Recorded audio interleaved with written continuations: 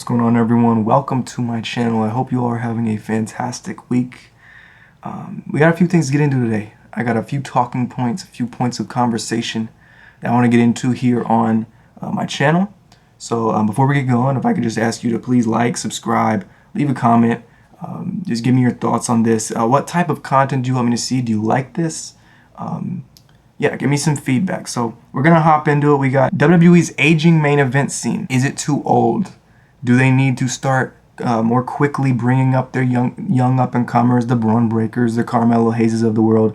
Is there a process that they use to move those guys through too slow? Is AEW close to abandoning the pay-per-view model? Now with WWE upping the prices of their big shows, moving to ESPN, now it's $29.99. And UFC is now moving away from traditional pay-per-views. Will AEW follow suit? Will they set a new precedent in their company? Also, WrestleVote's just a few minutes, I'd say like 1 minute before I pressed record on this video, they posted a tweet, very cryptic as they are. They posted a tweet teasing WrestlePalooza on September 20th. What does it mean? I'm going to give you my short, brief thoughts on that here. And then we have the state of Tiffany Stratton's reign. We're going to do a deep dive into her reign. We're going to look at it, look at her opponents, look at some of the creative she's gotten, and we're going to break it down. And finally, we're going to ask the question, how barren is SmackDown really? You know, what point have they actually gotten to, and how can they get themselves out of this point? We're going to break it down right here on my channel. Thank you so much for watching. I really do appreciate your time. Let's hop into it. So, WWE's aging main event. This has been something that I put out a tweet about just the other day. I'm going to pull it up here. Let's go here. And oh, you're seeing that. Yeah, that's fine. Here we go. So I'm gonna run through this tweet, and I'm gonna stop where I feel like I need to explain some things. So something I've been thinking about is the median age of WWE's main event scene. Between guys like Punk, Seth, Roman, Cody, etc., feels like there's been one giant interconnected, overarching years-long program between these guys, which has left the main event landscape feeling very old and in need of refreshment. To me, that is true. I think that there has definitely felt like just this big hodgepodge, blockage near the main event. And I think it stopped a lot of guys like a Drew McIntyre, even CM Punk at times, and Sami Zayn is like the best example of that, from getting to a point that they need to get to and that they should deserve to get to, a world championship. So Punk is obviously on the road, but Drew is in a program now where he is going to lose to Cody Rhodes over this fall, and Sami Zayn is feuding with Solo Sikoa. So it's not exactly the most encouraging thing, and it does feel like there's this kind of big log jam near the top of the company. So let's continue. Why is this? Well, I think it has a lot to do with WWE's over-reliance on their extremely rigid and bureaucratic approach to moving wrestlers along.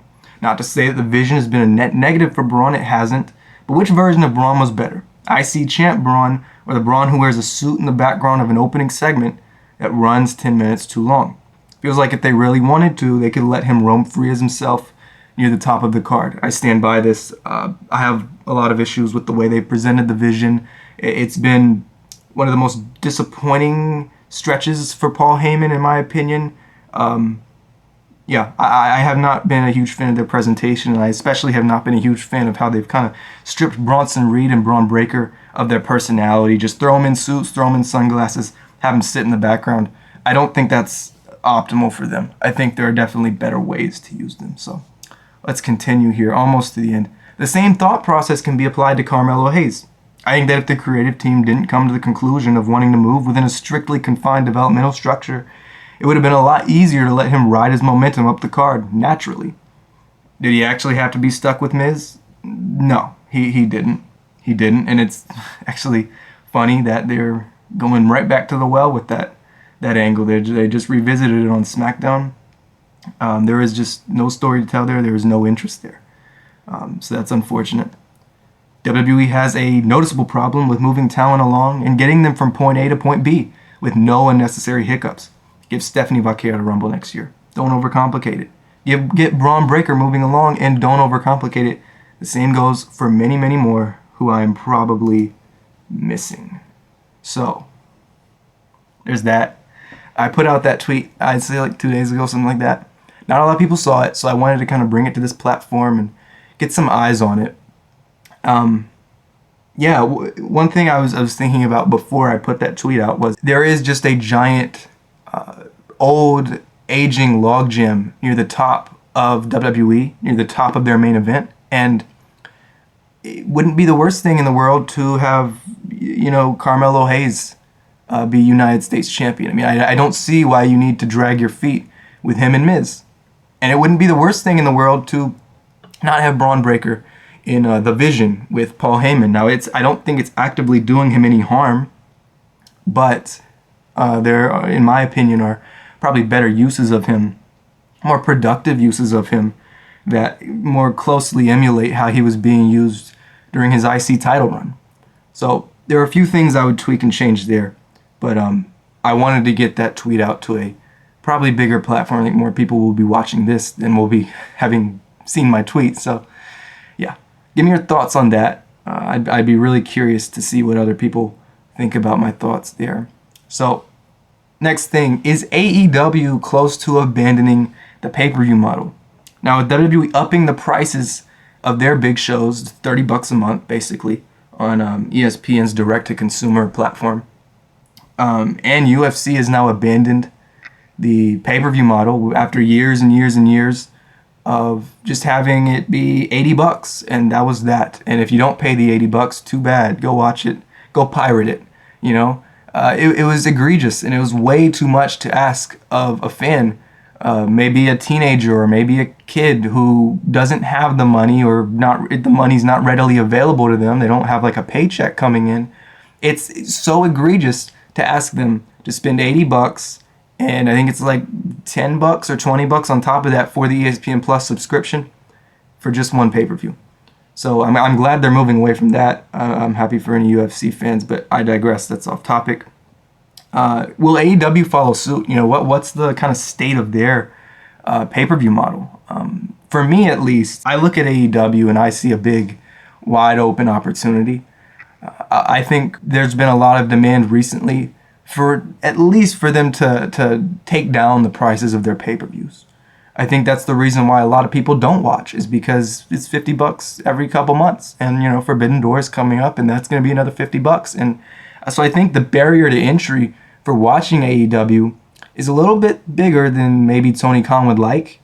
And if I move away from the pay-per-view model completely. I don't expect that, but they got to get HBO Max up and running with pay-per-views and the ability to stream pay-per-views. That needs to be something that they prioritize. So I'm hoping they can get that. I'm hoping they can bring the prices of pay-per-views maybe down to $20, I think is what I saw rumored.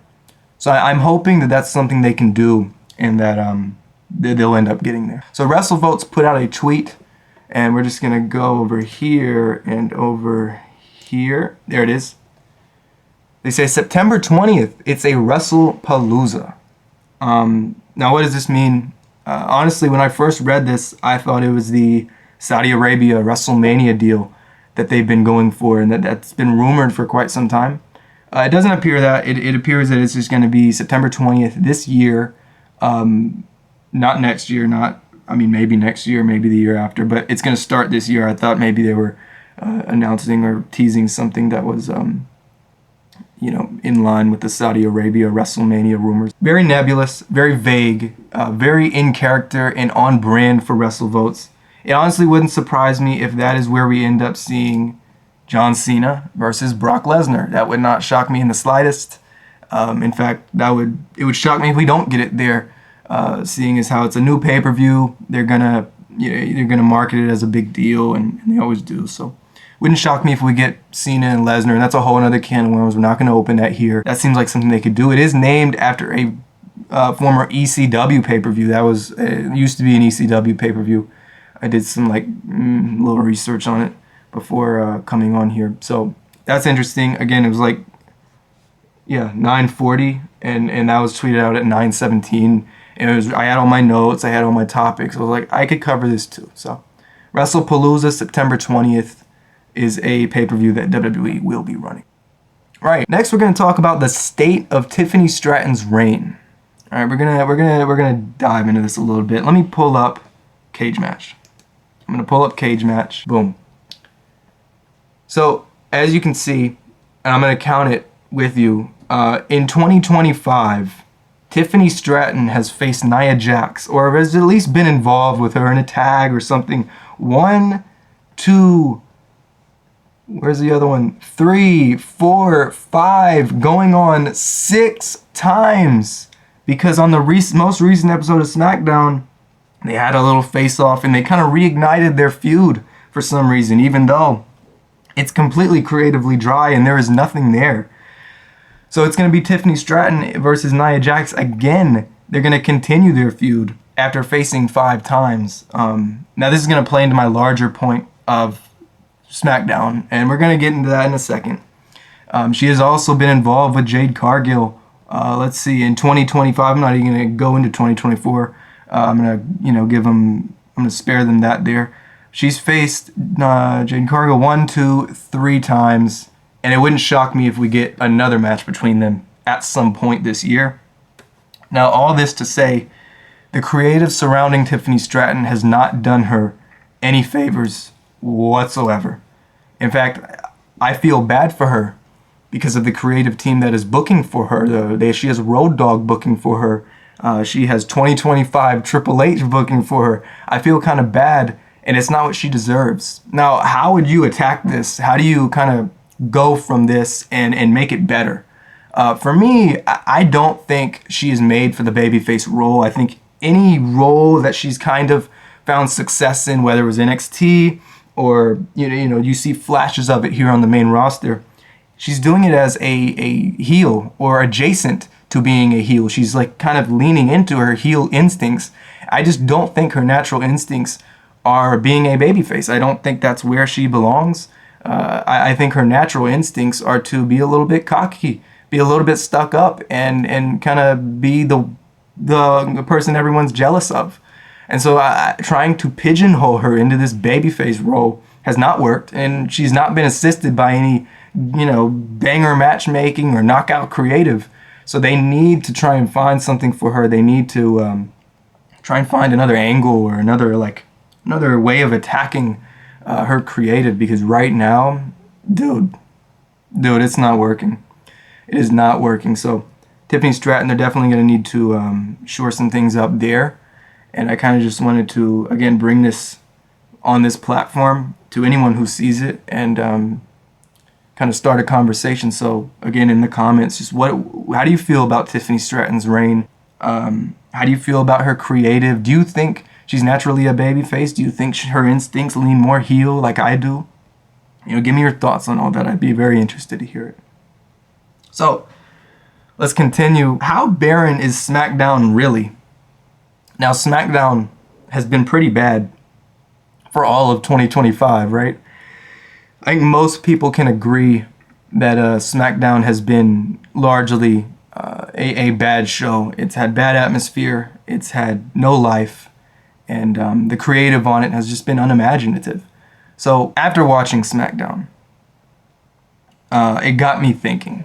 This most recent episode of SmackDown, and with the recycled Tiffany Stratton creative and all that stuff, it just got me thinking about, where is SmackDown at actually? Where do you go from here? Because it's one thing to just bash and criticize, but it's another thing, and it's a more productive thing to actually give constructive criticism and say, how can we help this? How can we, move forward better? And so I just like to, share my perspective on how SmackDown can maybe improve. And I think it starts at the top of the show. When they open the program, man, you get 15 minutes, sometimes 20 minutes, maybe more, of talking, of promoing. And a lot of times it's with acts that there's not much to them. It's Solo Sikoa, or maybe it's Tiffany Stratton.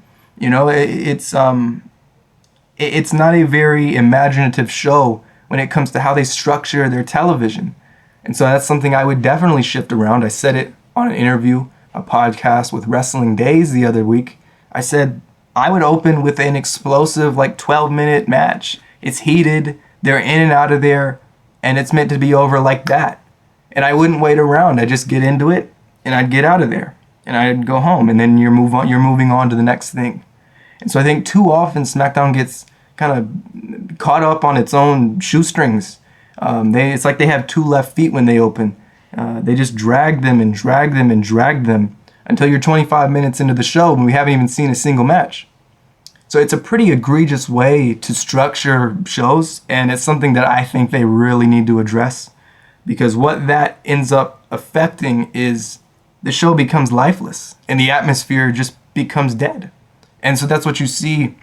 That's kind of the big black cloud hanging over the shows that maybe some people and can't really put their finger on. And I was the same way for a little bit. I couldn't really put my finger on what quite is it that's bringing these shows down. What I think it is just atmosphere. It's life. There's no spirit to the show. And it starts at the top. You need to open with something that grabs attention, something that really gets the crowd going. And too often they fail to do that. So SmackDown has a lot of holes to fill, and I think it starts at the very beginning of the show. And I think it starts with the atmosphere. It starts with the acts that they parade around in the ring and backstage. You need the wrestlers to actually be interesting. You need to give them interesting creative, and you need to kind of deviate away from some of these overdone archetypes and recycled creative. So there's my thoughts on SmackDown. Went a little bit in depth there. Forgot to take a breath. I need to breathe more. But yeah, so that's it, man. That's it. I've been talking for 20 minutes now. I haven't even realized it. About 19 and a half minutes. I hope you enjoyed this kind of free-flowing conversation, podcast-like structure to this video. I hope you enjoyed. Please do leave any feedback in the comments. Did you enjoy this? Do you want to see more of this? I got a lot of ideas for things I want to do on this channel. And yeah, I got a lot of thoughts on wrestling. So I'd be really open to sharing them with you all.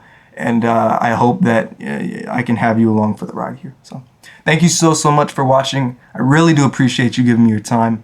And until next time, see you.